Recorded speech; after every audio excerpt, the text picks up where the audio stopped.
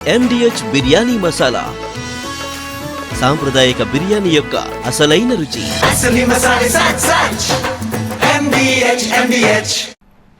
ఆ ఊర్లో ఎక్కడ తవ్వినా వేడి నీరే వస్తోంది. బోర్లు వేస్తే సలసలా కాగే వేడి నీళ్లే ఉబుకొస్తున్నాయి. ఈ వేడి నీటి బోరు బావులే ఇప్పుడు ఆ ఊరికి ప్రత్యేక గుర్తింపు తెస్తున్నాయి. భద్రాద్రి కొత్తగూడెం జిల్లా పగిడేరు గ్రామంపై TV9 అందిస్తోన్న స్పెషల్ రిపోర్ట్.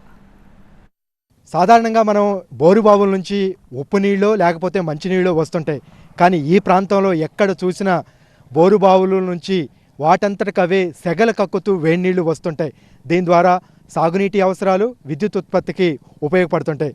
అసలు ఈ వేడి నీళ్ళ కథ ఏంటి, ఎలా వస్తున్నాయో TV9 గ్రౌండ్ రిపోర్ట్లో చూద్దాం.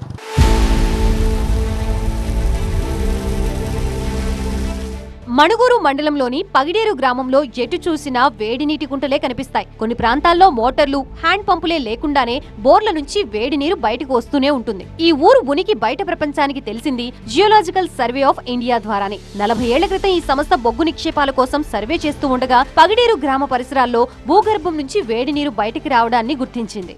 ఇక్కడ మనం పగిడేరులో జియో థర్మల్ ప్లాంట్ దగ్గర ఉన్నాం. ఇది 20 kV విద్యుత్ ఉత్పత్తి చేస్తున్నటువంటి ప్లాంట్.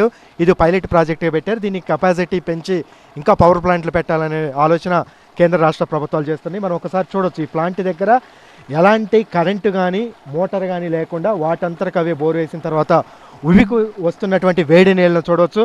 మనం పట్టుకునే ప్రయత్నం చేస్తున్నా కూడా దాదాపు 80 degrees ఉష్ణోగ్రత ఉంటుంది. అంటే చర్మం ఊడిపోయేంత వేడి ఉంటుంది. కాబట్టి మనం దీన్ని పట్టుకునే ప్రయత్నం చేయలేము.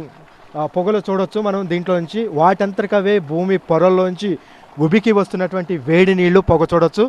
ఇది 2 కిలోమీటర్లు వెళ్ళిన తర్వాత వాటిని సాగునీటి అవసరాల కోసం దాదాపుగా వీటి కింద 100 ఎకరాలు వరి, ఇతర పంటలు కూడా సాగు చేస్తుంటారు. అంటే ఇటు కరెంటు ఉత్పత్తి, ఇటు సాగునీటి అవసరాలు కూడా తీరుస్తున్నటువంటి బోరుబావులు ఇక్కడ మనం చూడొచ్చు.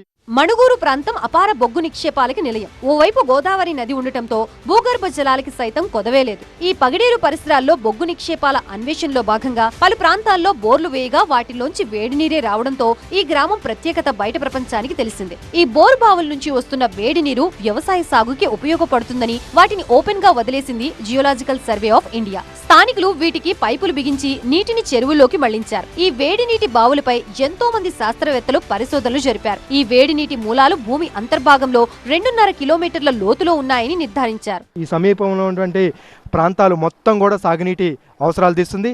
దీన్ని టూరిస్టు ప్లేస్ గాను మరిన్ని పవర్ ప్లాంట్ల దీని కెపాసిటీ పెంచి విద్యుత్ ఉత్పత్తి చేయడానికి అవకాశాలను కూడా రాష్ట్ర ప్రభుత్వం, కేంద్ర ప్రభుత్వం అయితే పరిశీలిస్తుంది.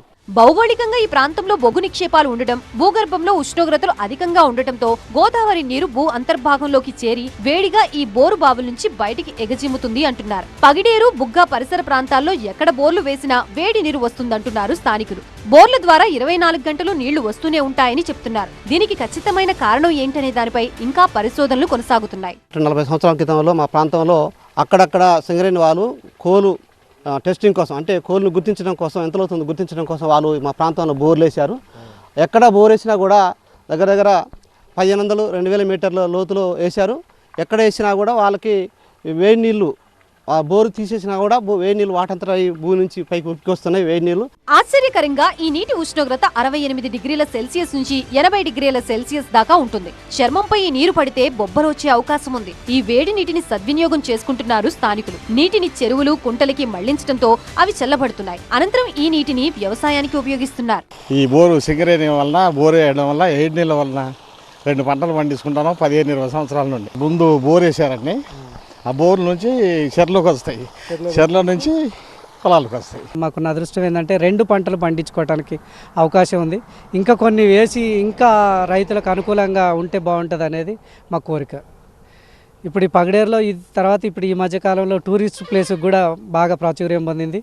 ఈ అందరూ కూడా అసలు చూడటానికి పర్యాటక కేంద్రం లెక్క వస్తూ ప్రతి ఒక్కరు ఎక్కడి నుంచో వచ్చి ప్రచారాలు టీవీలో చూస్తూ చాలామంది వచ్చి చూసిపోతూ మాకు కూడా గర్వంగా అనిపిస్తుంది. పగిడేరు గ్రామంలోని బోరు బావుల నుంచి వచ్చే వేడి నీటితో విద్యుత్ ఉత్పత్తి చేయాలని సింగరేణి నిర్ణయించింది. ఆ క్రమంలోనే జియోథర్మల్ ప్లాంట్ ఏర్పాటు చేసింది. వేడి నీటితో 20 కిలోవాట్ల మేర విద్యుత్ ఉత్పత్తి చేసింది. జియోథర్మల్ ప్లాంట్ తో పగిడేరు దేశవ్యాప్తంగా గుర్తింపు పొందింది. దేశంలో ఇదే విధంగా జియోథర్మల్ ప్లాంట్ ఏర్పాటుకి అనుకూలమైన 381 ప్రదేశాల్ని జియోలాజికల్ సర్వే ఆఫ్ ఇండియా గుర్తించింది. ఈ ప్రాంతాలతో పోలిస్తే మణుగూరులో తక్కువ పెట్టుబడులతో జియోథర్మల్ ఎనర్జీ జనరేషన్ కి అనుకూలంగా ఉంది. ఇక్కడ 3500 మెగావాట్ల విద్యుత్ ఉత్పత్తికి అవకాశం ఉంది అంటున్నారు నిపుణులు.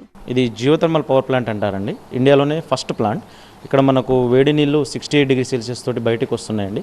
వితౌట్ ఎనీ అంటే ఎలాంటి పంపు కానీ మోటార్ కానీ ఆయిల్ ఇంజన్స్ కానీ ఎలాంటి యూస్ చేయకుండా హీట్ వాటర్ బయటకు వస్తుంది న్యాచురల్గానే.